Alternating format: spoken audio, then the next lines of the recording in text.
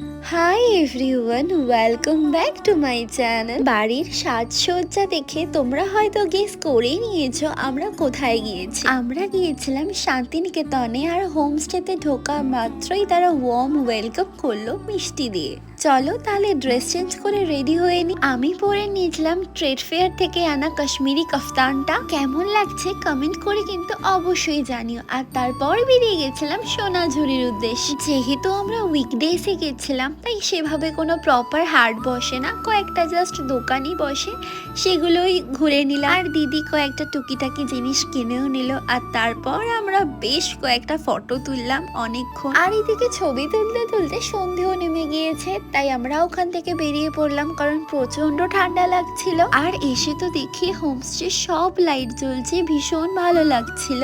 ভিডিওটা ভালো লাগলে একটা লাইক কমেন্ট শেয়ার করে দিও। নেক্সট পার্ট খুব তাড়াতাড়ি আসবে। বাই।